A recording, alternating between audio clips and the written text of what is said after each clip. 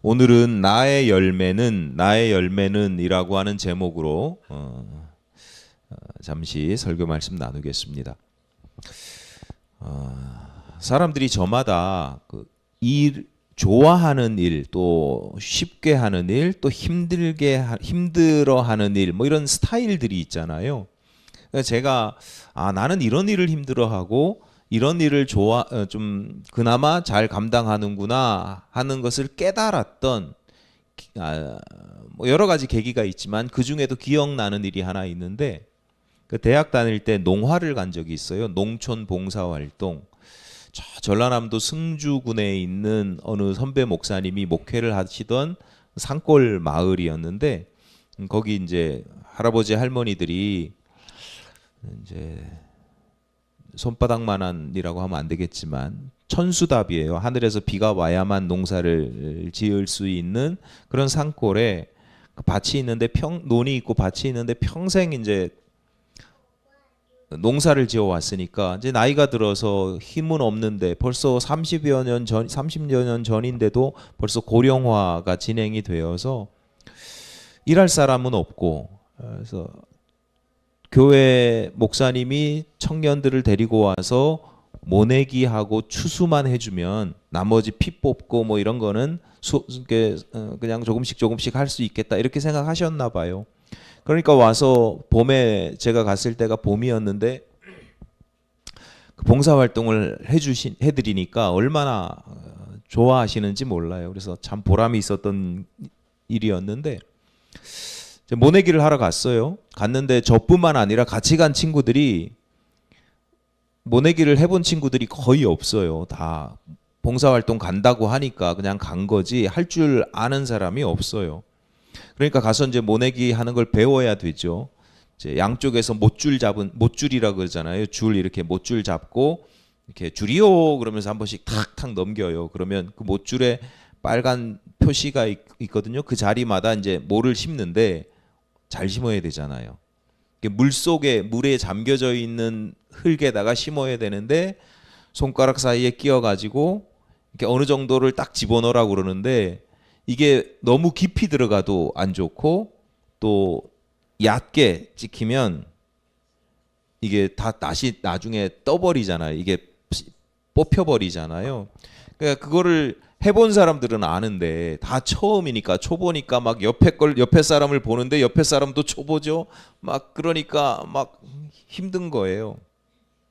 코치도 받고 물어도 보고 그러니까 이게 착착 맞춰서 줄이요 하면 탁 하고 착착착착착 탁 줄이요 착착착착 이렇게 해야 되는데 막 처음에는 이게 막 안 맞아가지고 엉망이에요. 줄이요 하는데 잠깐만 여기 안 됐어 뭐 이러고 그렇게 어설프게 그렇게 했던 기억이 납니다. 근데 뭐 그렇게 하다 보니까 또 청년들이 그런 일들을 안 하다 보니까 대학생들이 조금 하면 이제 허리도 아프고 허리 아파서 이제 허리 한 번씩 쭉 펴고 이제 쉬고 뭐 그러면서 했죠. 뭐 거머리가 많으니까 조심하라 그렇게 또 얘기도 듣고 하니까 괜히 막 다리가 가려운 것 같기도 하고 팔이 가려운 것 같기도 하고 이게 뭐 진흙이 묻어도 이렇게 가렵잖아요. 거머리가 묻은 것 아닌가 뭐 그리고 그렇게 좀 나름 어떻게 보면 어려운 일은 아니지만 저희들에게는 좀 낯설고 기술이 필요했고 어려운 일들.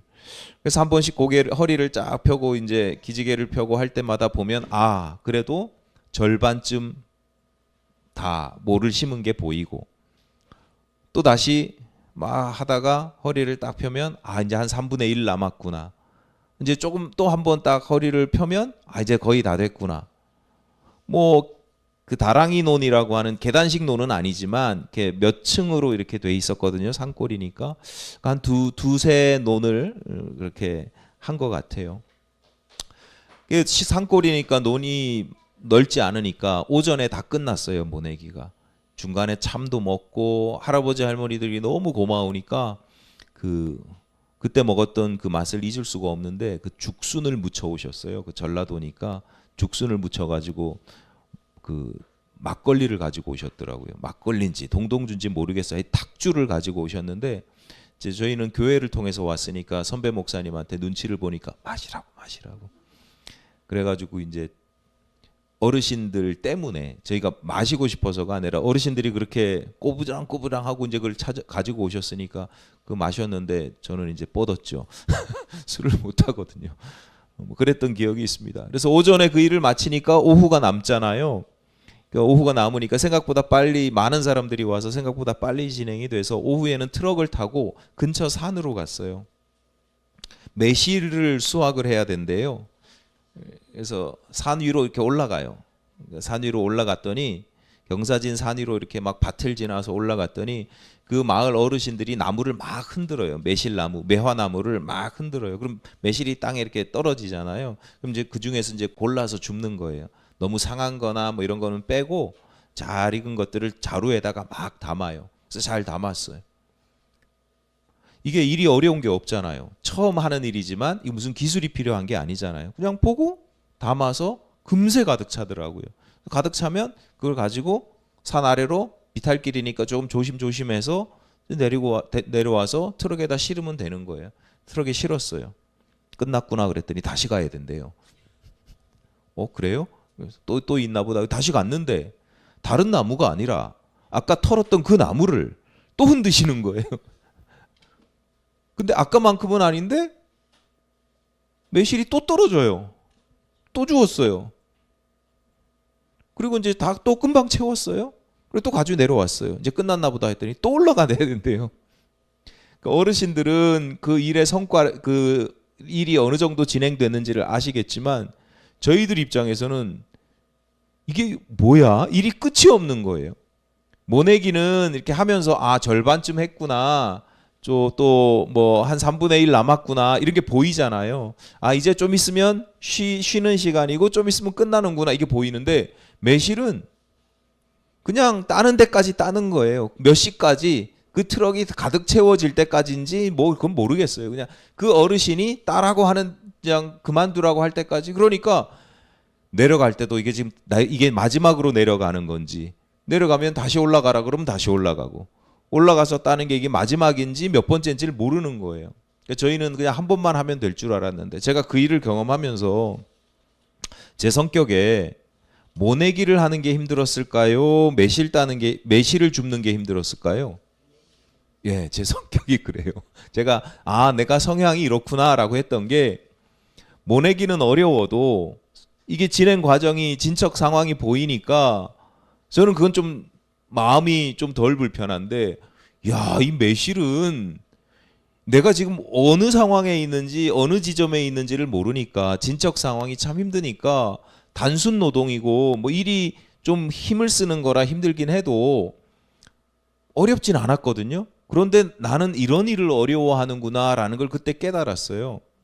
그래서 저는 다들 그런 줄 알았는데 나중에 물어봤더니 어떤 친구는 모내기가 어렵고 매실 줍는 건 너무 쉬웠다 이렇게 이야기하는 친구들도 있길래 다들 나같지 않구나, 내가 좀 특이하구나 이렇게 생각을 했던 적이 있습니다. 예수님께서 비유를 들려주셨어요. 포도원에 무화과 나무를 심었는데 3년이 지나도록 열매를 맺지 않았다라는 거예요. 그래서 주인이 그 포도원 지기에게 무화과 나무를 찍어버려라, 이거 땅만 버리는 거 아니냐 그랬더니 그 포도원 지기 종이 대답을 합니다. 이렇게 대답을 해요. 8절에서 대답하여 이르되 주인이여 금년에도 그대로 두소서, 내가 두루 파고 거름을 주리니. 아마 종 입장에서는 내가 3년을 수고했는데 그냥 확 없애버리기가 좀 아쉬웠을 수도 있겠죠.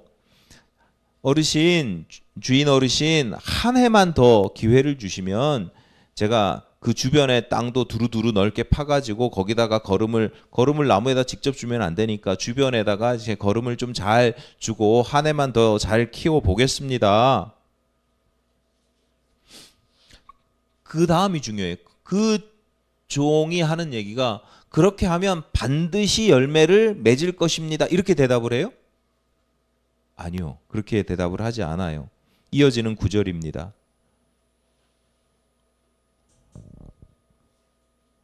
이후에 그 1년을 그렇게 하고 이후에 만일 열매가 열면 좋거니와 그렇지 않으면 찍어버리소서 하였다 하시니라.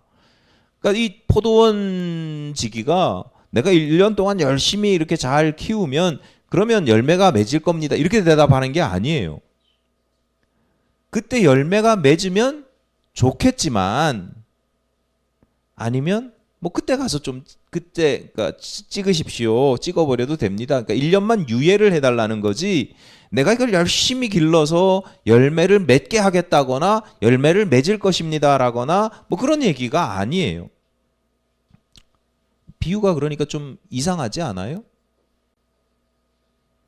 이 비유만 보면 좀 이렇게 뭔가 어색하고 이상해요.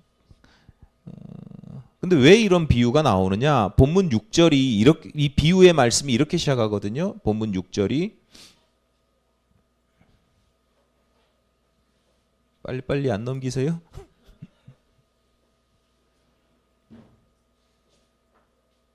본문 6절이 이렇게 시작합니다. 이에 비유로 말씀하시되 이에 비유로 말씀하시되 비유로 말씀하시는 게 그냥 말씀하신 게 아니라 앞에 어떤 사정이 있고 이에 그래서 비유로 말씀하셨다 이런 거예요. 그러니까 예수께서 이 비유를 들려주시는 배경 상황이 있어요. 이유가 있어요. 본문 1절입니다. 그때 마침 두어 사람이 와서 빌라도가 어떤 갈릴리 사람들의 피를 그들의 제물에 섞은 일로 예수께 아뢰니 빌라도가 어떤 갈릴리 사람들의 피를 그들의 제물에 섞었다라고 표현은 하는데 이게 어떻게 보면 그 당시에 좀 가끔 종종 있었던 일입니다. 로마의 총독이 갈릴리 사람들을 살해했다라고 하는 것인데 그렇게 표현은 하고 있는데 갈릴리 사람들을 로마 총독이 살해했다라고는 하지만 갈릴리 사람들이 당시에 어떤 현행법을 어겨서 형벌을 받았을 수도 있지요.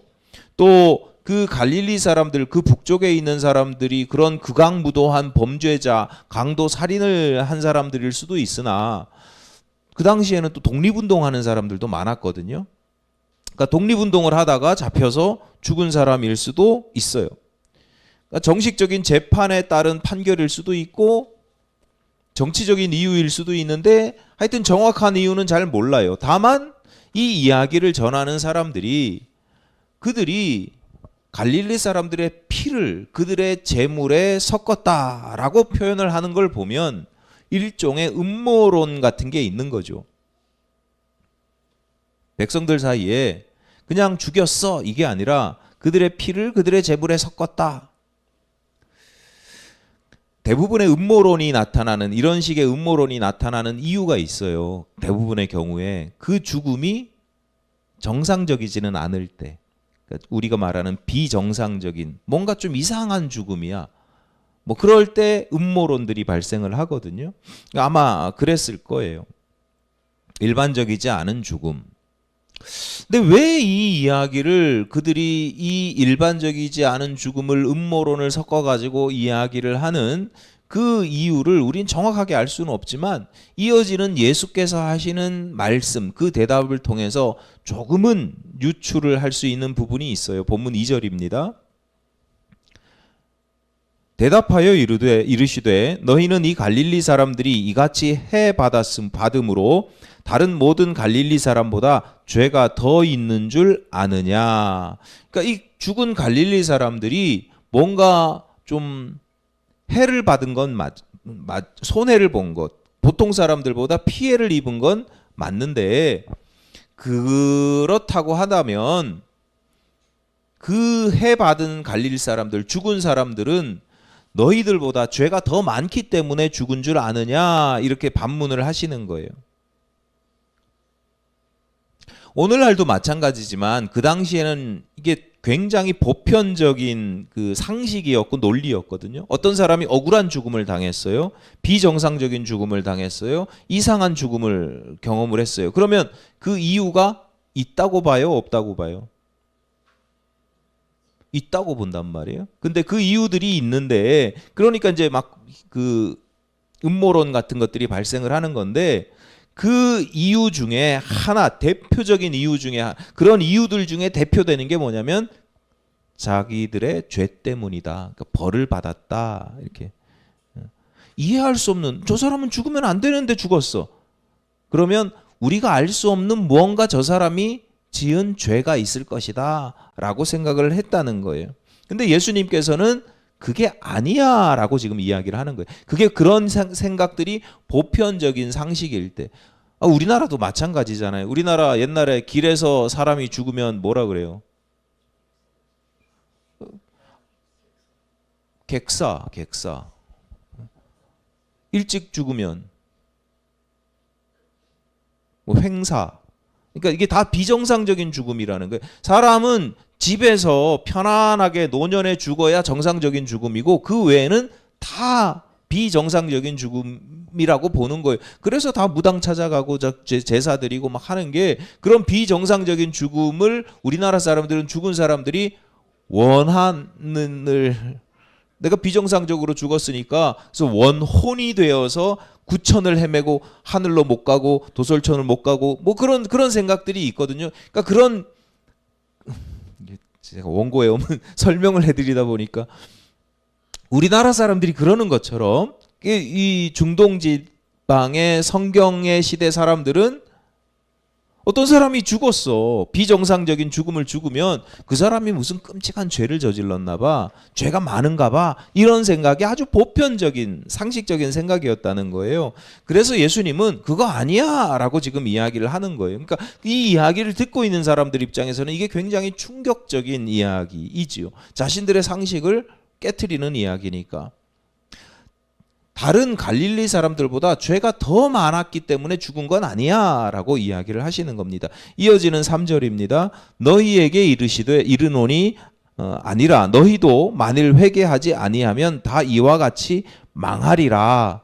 그러니까 그 사람들이 사람이니까 죄인은 맞아. 죽은 사람들이 죄인은 맞아, 사람이니까. 그러나 너희도 다 똑같아. 그들의 죄의 무게가 1kg라면 너희도 1kg야.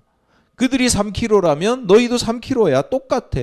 죄의 양이나 크기로 따지면 모두가 같아 라고 이야기를 하는 겁니다. 이어지는 이야기, 들려주시는 사건도 마찬가지예요. 그 당시에 예루살렘에 있던 실로암이라는 곳에 있던 망대가 무너져서 18명이 치여 죽어요. 그러니까 오늘날에도 그런 사건 사고들이 있잖아요. 건설 현장이라든가 이런 데 죽잖아요. 근데 이게 그 당시에 18명이나 치여 죽었다는 게 아주 큰 뉴스거리거든요. 요즘으로 따지면 수백 명, 수천 명이 공사하다가 죽은 거예요. 그러면 다 막 장관들, 책임자들 다 난리 나잖아요. 그런 것처럼 아주 사회적으로 큰 뉴스가 났어요. 소식이 전해진 거예요. 예수께서 그 이야기를 예시로 들면서 예루살렘에서 그런 일이 있었는데 그 사람들이 그러면 예루살렘에 있는 다른 사람들보다 죄가 더 많아서 그렇게 죽은 거냐? 아니라는 거예요. 예루살렘에 죽지 않은 다른 사람들도 다 그와 똑같은 죄를 가지고 있다. 이렇게 이야기를 하셔요. 예전에 동남아에 쓰나미가 몰려와서, 휴양지에 쓰나미가 몰려와서 많은 사상자를 일으킨 적이 있잖아요. 전 세계적인 뉴스거리잖아요. 그 뉴스가 터진 다음에 그전에는 쓰나미라는 말도 몰랐다가 쓰나미란 말이 지금 모르는 사람이 없을 정도가 된 아주 유명한 사건이 하나 있었잖아요. 영화로도 이후에 막 제작되고. 쓰나미 제가 설명해야 되는 건 아니죠. 다 아시잖아요. 일본말 쓰나미, 일본말입니다. 며칠이 안 되어서 더 충격적인 뉴스 소식을 들었는데, 그 쓰나미가 발생하고 일부 교회에서, 특히 이제 언론에서 주목할 만한 교회들이니까 대형 교회들이 주목을 받긴 했습니다만 뭐 작은 교회들이라고 다르겠어요. 설교에서 그 사건을 인용하여서 설교한 내용들이 있었는데 그 내용들의 많은 부분이 이런 거예요. 쓰나미가 발생한 그곳이 무슬림들이 많이 사는 곳이다. 이슬람 사람들이 사는 곳이다. 또 그것이 휴양지였잖아요. 그러니까 주의를 지키지 않고, 서양 사람들이 뭐 휴가를 갔다 그러면 주의를 지키지 않고 휴양지에 놀러 갔다가 그 참변을 당했다.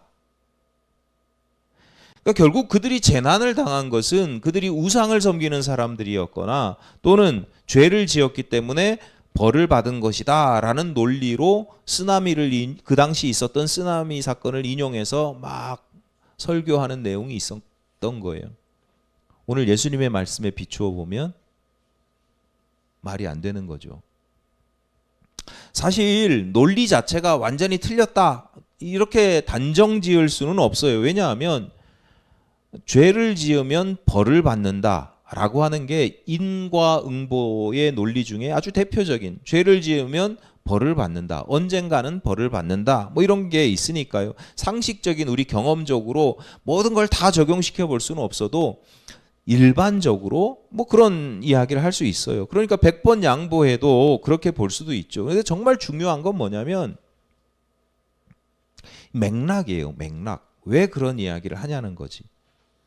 여러분이 글을 볼 때, 글을 읽으면 글자나 문장보다 중요한 건 행간이라고 하잖아요. 행이 있으면 그 사이를 읽어야 된다. 비유적인 표현인데 행간이라는 게 뭐예요? 그 속에 그 글에 담겨 있는 속뜻, 왜 이 글을 쓰는지 그런 게 중요하거든요.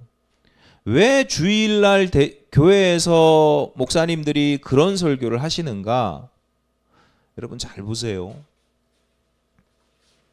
예를 들어서 우리가 그 쓰나미로 인해서 죽은 사람들을 불쌍한 사람들이라 라고 일단 규정을 한다고 쳐요. 그들은 불쌍한 사람입니다. 그러면 나는 어떤 사람이에요? 그들이 불쌍한 사람이야. 그 사람들이 불쌍해요. 그럼 나는 어떤 사람이에요? 난 안 불쌍한 사람이지. 그 화를 안 입었으니까. 그러니까 자동적으로 우리는 안 불쌍합니다 이렇게 얘기를 하지 않아도 그들은 불쌍한 사람입니다라고 하면 자연적으로 나는 안 불쌍한 사람이고 또 그들을 불쌍한 사람이라고 표현하는 순간 우리는 어떻게 해야 돼요? 오호. 여러분 불쌍한 사람들은 어떻게 해야 돼요? 도와줘야지. 도와주십시오, 기도해 주십시오 이렇게 얘기를 하지 않아도, 그런 얘기를 하지 않아도 그 사람들은 불쌍한 사람이에요 라고 이야기를 하면 우리 마음에 측은한 마음이 생기고 그들을 도울 수 있으면 도와줘야 되고 이런 마음이 생기는 거예요. 그러니까 우리가 어떤 규정을 하잖아요. 누군가를 어떻게 규정을 하잖아요. 그러면 그것과 반대되는 내가 규정이 돼요. 그 사람들을 악한 사람이다, 죄인이다 라고 규정하면 그러면 나는 자동적으로 어떤 사람이에요? 선한 사람이 되는 거예요. 난 거룩한 사람이 되는 거예요. 난 주일날 이렇게 와서 예배드리고 있으니까.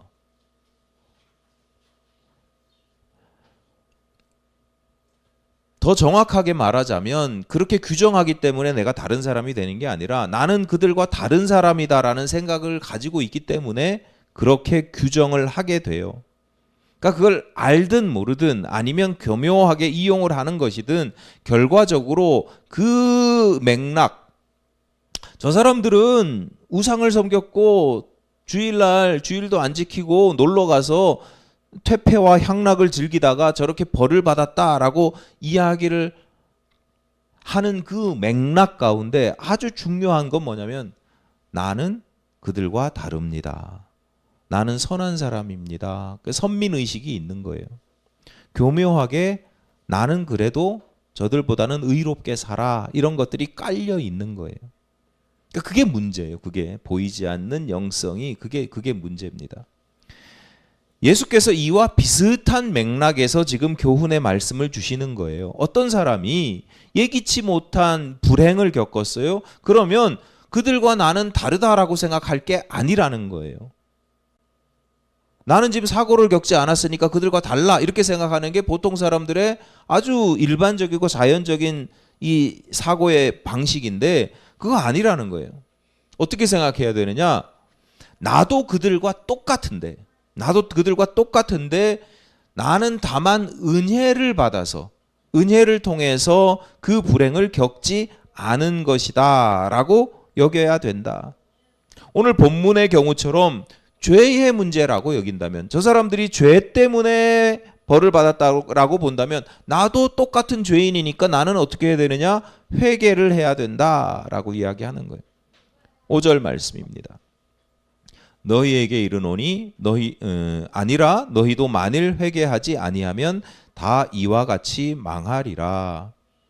이 말씀, 그러니까 너희도 똑같은 사람이라고 생각을 하고 경각심을 가지고 회개를 해야지 라고 말씀하신 이후에 이 말씀을 보다 더 자세히 설명하기 위해서 오늘 본문에 등장 비유의 말씀을 하시는 거예요. 무화과 나무가 열매를 맺어야 되지 않겠느냐. 그러니까 이 무화과 나무가 맺어야 할 열매는 일종의, 예를 들자면 회개의 열매 같은 겁니다.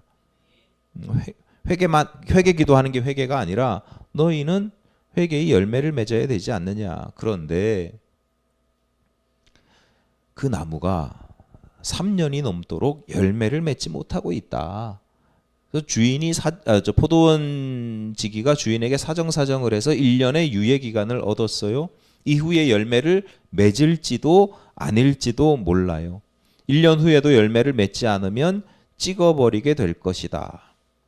그러니까 오늘 본문의 비유를 예수께서 본문의 비유의 말씀을 예수께 직접 듣고 있는 사람들이나 오늘 우리들이나 사실 별반 다를 바 없는 우리들의 실존이라고 보시면 되죠. 저나 여러분이나 인생에 다양한 어려움들이 있긴 합니다. 염려거리도 있고 고민거리도 있고 불편한 것도 있고 어려움도 있습니다. 그럼에도 불구하고 나름 잘 살아가고 있잖아요. 누구와 비교하느냐에 따라 다른데 여러분 이 시간 걸어서 나와서 예배하고 있는 게 얼마나 행복하고 감사한 일인지, 숨을 쉬고 있는 게 그냥 관념적인 얘기가 아니에요. 여기 가까운 분당 서울대병원 9층에 한번 가보세요. 가서 이제 여기에 호수 꽂고 그러면서 말씀하시는 분들 한 번만 보면, 야, 이게 내 몸에 근육이 있는 게 얼마나 감사한 일인지 우리가 그런 분들이 안 보이니까 잘 모르는 거지. 우리는 이상하게 그렇게 좀 힘들고 어려운 분들이 다 어디 숨어 계세요. 그러니까 숨어 지낸다는 게 아니라 이렇게 다 감춰둬요. 사회 자체가 그래요.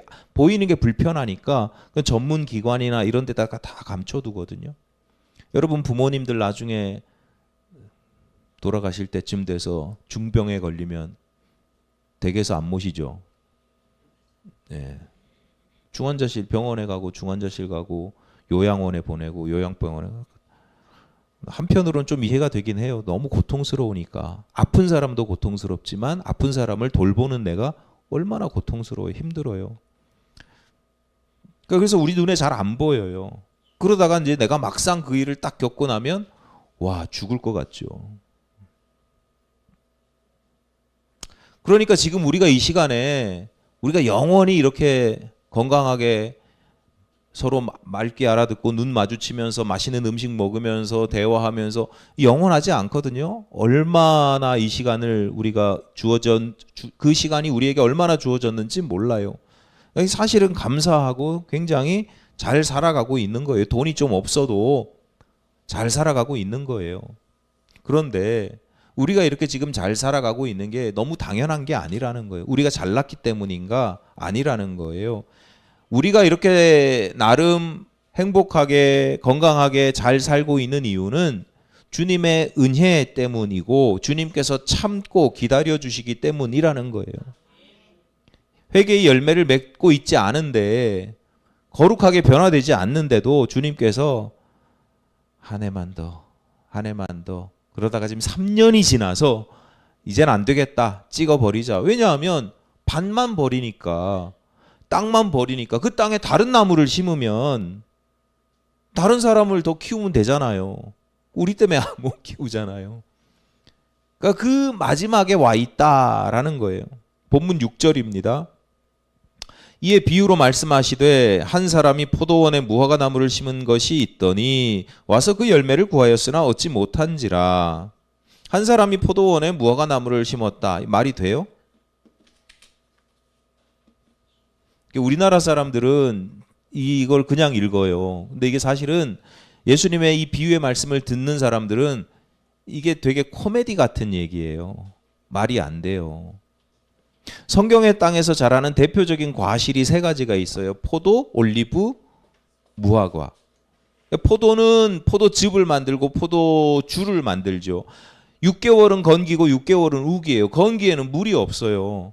그러니까 포도즙, 포도주가 굉장히 중요해. 그냥 술의 개념이 아니고 음료의 개념으로 우리나라 밥 먹을 때 국 마시는 것처럼 빵 먹을 때 포도주가 있어야 돼요. 그러니까 포도주는 아주 필수품이자 사치품 같은 거예요. 그러니까 포도주가 그런 필수품이자 사치품이니까 포도는 귀한 열매예요, 천한 열매예요? 귀한 열매지. 올리브는요? 요즘은 올리브 먹는 분들이 많고 좋아하는 분들도 많더라고요. 전 처음 먹어보고 이게 무슨 맛이야 그랬었는데 그 올리브는 맛이 과실의 맛이 중요한 게 아니라 기름이 중요해요. 그래서 기름을 쫙 짜면 요즘은 엑스트라 버진이라고 하는 것처럼 최상등품 그 올리브 기름은 약용으로 써요. 약용으로. 옛날 우리 지금처럼 의학이 발달하지 않았기 때문에 뭐 어디 상처 나면 그거 바르는 게 최선이에요. 그러니까 올리브 기름 최상품은 약용, 그다음에 식용, 그다음 나머지 찌꺼기는 등잔불, 불 붙이는 기름으로서. 그러니까 버릴 데가 하나도 없어요. 그러니까 지금도 거기 가보면 올리브 나무가 막 1000년 된 거 이런 것들을 키워요. 계속해서 열매를. 그러니까 그 귀한 거예요. 그러니까 포도랑 올리브는 귀한데 무화과는 흔해 빠진 거예요. 귀하지가 않아요. 요즘은 건무화과 뭐 이런 것들을 이렇게 맛있게 먹어서 재배를 하지만 그 당시에는 재배하는 게 아니에요. 예수님께서 예루살렘 성전에 가시다가 길에서 올리브나무 무화과 나무를 보고 열매를 따 먹으려고 하셨는데 열매가 없어. 잎만 무성해. 그래서 딱 저주했더니 다음날 갔더니 말라버렸다. 뭐 이런 이야기가 성경에 나오잖아요. 그러니까 무화과 나무가 어디에 있었다고요?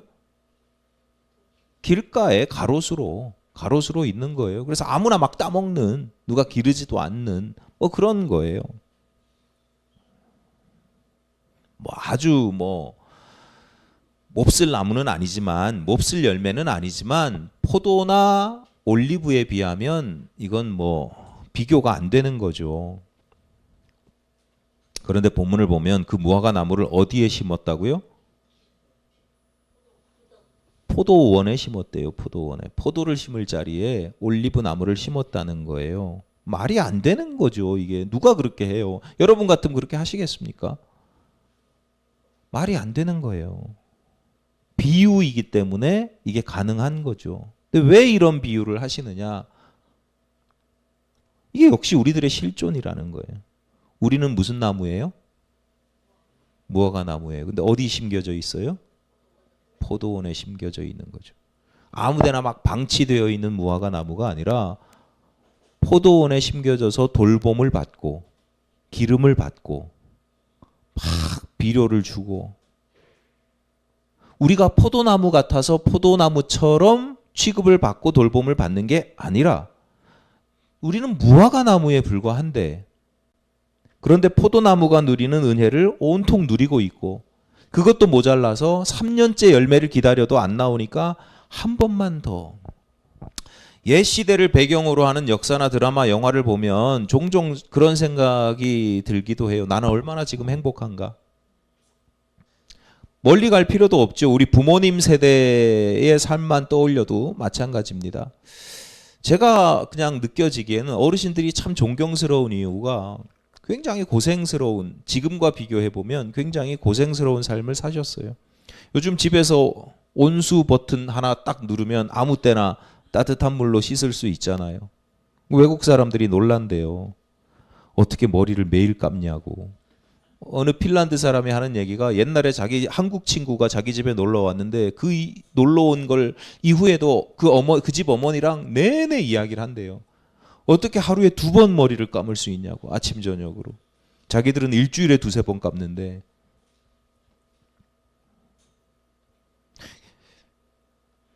우리나라 사람들은 우리나라 사람들 참 깨끗해, 뭐 내심 뿌듯해 하지만 제가 볼 때는 어이가 없는 게, 여러분 50년 전에도 그랬어요? 안 씻진 않았지만 50년 전에도 그랬냐고. 저 조선시대 때 상투 틀어가지고 뭐 이렇게 머리 감고 하던 때는 다 논외로 하고, 제가 어렸을 때 봤던 50년 전에 그럴 수가 없잖아요. 물도 귀하고 겨울이면 따뜻한 물은 더 귀하죠. 어머니가 가마솥 같은 큰 솥에다가 물을 끓여가지고 찬물을 조금씩 섞어가면서 그걸 또 가족들이 나눠서 아버지부터 씻는데, 나중에 이제 물이 식으면 안 되니까 빨리 나와서 씻으라고 그러는데 애들이 또 말을 안 들어서 등짝 한 대씩 맞고 뭐 그러면서 물 씻기 전에 막 어머니가 난리 치시잖아요. 물 손으로 이렇게 막 만져가시면서 그것도 아껴 써야지. 앞에 사람이 그거 따뜻한 물 다 쓰고 나면 뒤에 사람들이 따뜻한 물 없고 다시 끓여야 되니까. 제가 어릴 때도 그랬는데 그보다 전 세대는 어땠겠어요? 땔감이나 있었겠어요? 물 끓이는데 그냥 씻는 물을 끓인다고 땔감을 떼요? 말이 안 되는 거지. 여러분 지금 어떻게 지내세요? 버튼 하나 딱 누르면 되잖아요. 근데 버튼 누르면 온수가 나오는 그 온수를 내가 아침 저녁으로 쓸 수 있는 이게, 여러분이 그걸 위해서 무슨 노력을 하셨냐고. 내가 무슨 수고를 했다고, 내가 어떤 기막힌 노력을 했다고 아침마다 온수에 샤워를 할 수 있어요. 이게 돈이 많다고 되는 게 아니고요, 머리가 좋다고 되는 일이 아니에요. 내가 예를 들어서 여러 가지 이유 중에 내가 어떻게 할 수 없는 시대의 문제예요. 여러분이 조선시대에 태어났어도 그랬어요? 50년 전에 태어나도 그랬겠냐고요. 이 시대를 살고 있기 때문에 이 시대의 혜택들을 누리고 있는 거예요. 내가 스스로 포도원에 심겨질 수는 없는 거예요. 내가 나무잖아. 내가 난 포도원에서 살 거야. 그리고 포도원으로 가가지고 난 포도원에 탁 자리 잡을 수 있는 게 아니라니까요. 누군가가 무화과 나무를 포도원에 심은 거예요. 그냥 은혜인 거예요, 은혜. 내가 이 복된 시대를 살아가는 거. 내가 이 남편을 만나서, 이 아내를 만나서. 은혜예요, 은혜. 온수는 단지 예시일 뿐이고, 아주 그냥 여러분 웃으라고 아주 간단한 예를 하나 든 것 뿐이고요. 그와 비교할 수 없는 우리는 구원의 은혜를 누리고 있습니다. 예수를 알게 되고 믿게 되고 구원을 받고 구원받은 자로 살아가고 있어요. 천국의 소망을 가지고 이미 이 땅에서 천국의 삶을 살아갑니다. 이 시간 우리가 예배할 수 있고 기도할 수 있고 찬송하며 살아가는 것도 이 땅에서 미리 천국의 삶을 살아가는 것의 일환이에요. 그러니까 예배드리고 기도하고 찬송하고 이런 것들이 여러분 어려우면 안 돼요. 근데 참 감사한 일인 거죠. 서로 사랑하고 섬기며 나누면서 살아가는 것도 마찬가지예요. 막 내가 사랑해야 돼 의무감으로 이게 아니라 그냥 그 사랑하는 마음을 즐기시면 돼요. 내가 이만큼 사랑했으니까 저 사람은 나한테 이만큼 해야 돼. 왜 그런 걸 따지고 있냐고. 그냥 나는 내게 주어진 만큼 그냥 사랑하면 돼요. 이 내가 누리고 있는 이 은혜, 내가 스스로 포도원에 심긴 것이 아니라 하나님께서 내게 베푸신, 나를 포도원에 심어주신 그 은혜 때문이라는 거예요. 그래서 은혜를 받기만 하면 됩니까? 아니라는 거죠. 주님께서 우리에게 은혜를 베푸시면서 기대하시는 것, 바라는 것이 있어요. 오늘 본문의 경우처럼 이게 회개의 열매일 수도 있고, 이 외에도 성령의 열매, 경건의 열매, 말씀의 열매 등등을 맺기를 원하십니다. 길가에 있던 무화과 나무를 포도원에 옮겨 심었으니까 당연히 열매를 많이 맺을 것 같잖아요. 안 그러세요? 집에서 화분 안에 있던 거 다 죽어가서 제가 밭에다가 탁 버렸는데, 이야, 이게 막 뿌리를 내리고 자라는 열매 맺는데 신기하더라고요. 아니, 길가에 있는 무화과 나무를 포도원에 심고 막 비료주고 막 그렇게 잘 키우면 당연히 열매를 맺을 것 같잖아요. 근데 여러분 지금 열매를 맺습니까? 많이 맺고 있습니까? 오늘 추수감사 주일입니다. 지난 한 해 동안 주님께서 베풀어 주신 은혜를 기억하고 기념하며 감사하는 날입니다.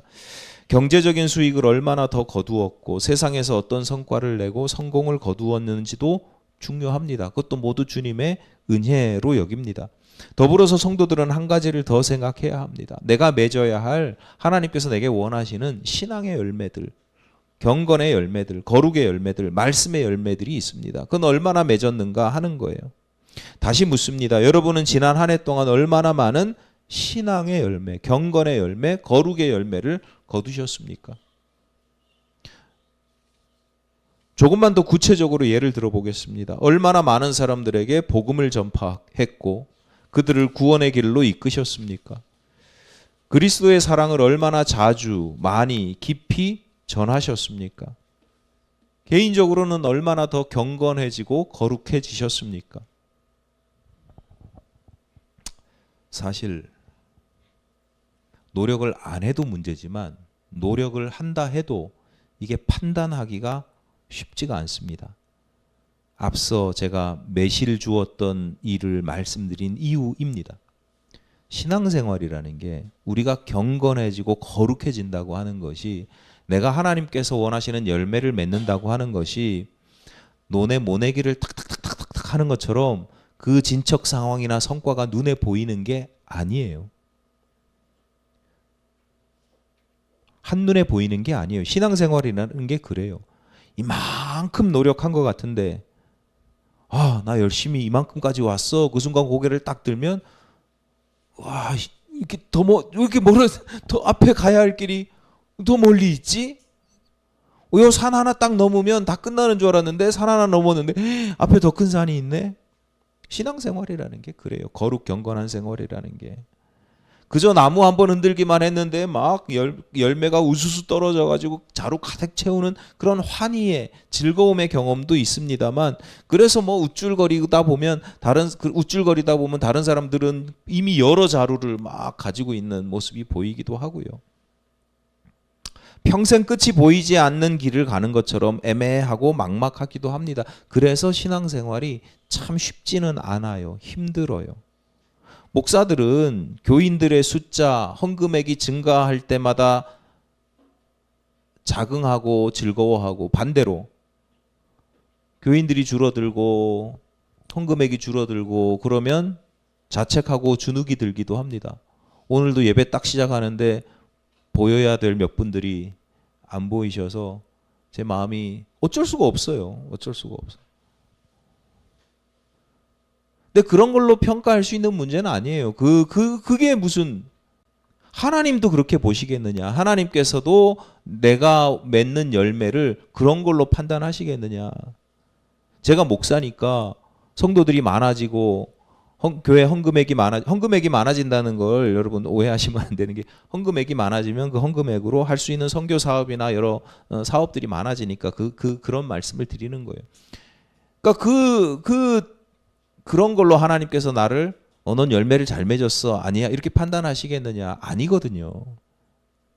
다 이 신앙생활이라는 게 참 내가 맺는 열매를 판단하기가 어려우니까 그런 걸로 치환시켜 가지고 막 때로는 위로받기도 하고 주눅들기도 하는데 그거 다 아니에요. 여러분이 아닙니다. 오늘 설교가 또 맨날 짧게 해야지 하는데도 또 길어져서 이 정도로 마무리하겠습니다. 오늘 설교 제목이 나의 열매는입니다. 우리는 끊임없이 어떤 열매를 맺고 있는지를 살펴야 하고, 그러니까 어떤 열매를 맺고 있는지를 살펴야 되고, 그리고 얼마나 맺고 있는지도 헤아려야 되는데 이게 참 쉽지 않습니다. 내 눈에는 잘 보이지도 않고, 아니 성령의 열매가 잘 보이나요? 차라리 내가 작년에 1,000만 원 벌었는데 올해 2,000만 원 벌었어, 이건 보이지. 이건 모내기 같은 거예요. 근데 신앙의 열매는 잘 안 보여요. 판단도 정확하지도 않습니다. 그래서 대충 살아도 되는가? 오늘 본문의 말씀, 예수의 비유가 그런 우리에게 경각심을 주시는 거예요. 지금 나의 실존이라는 게 1년 유예된 무화과 나무와 같다라고 하는 거예요. 포도원에 심으셨다고 해서 포도 열매를 구하진 않으세요. 포도원에 심었으니까 넌 포도 열매를 맺어야 돼, 이렇게 원하지 않으세요. 포도원에 심겨졌지만 무화과 나무니까 무화과 나무, 내가 맺을 수 있는 거, 내가 할 수 있는 거, 그 무화과 나무 열매를 맺으면 됩니다. 포도원 지기가 땅도 두루 파고 비료도 잔뜩 주신대요. 그러면 하나님의 은혜를 풍성하게 먹고 마시고 하나님의 지혜를 구하고 누리고 그리고 그냥 지내면, 그러면 자연스럽게 열매를 맺을 수 있는 거예요. 그러니까 열매 맺는 게 사실은 그렇게 어려운 건 아니다. 지난 한 해 동안 신앙적으로 여러분 뭐 경제적으로 세상적으로도 힘들고 애쓰고 수고하셨지만 신앙적으로도 여러분의 성장과 성숙을 위해서 또 하나님께서 여러분에게 원하시는 열매를 맺기 위해서 지난 한 해 동안 수고가 많으셨습니다. 그런데 여기서 멈추지 마시고 경각심을 가지고 다시 주어지는 한 해 동안 더욱 풍성하고 복되고 거룩한 신앙의 열매를 맺어 가시기를 간절히 바랍니다.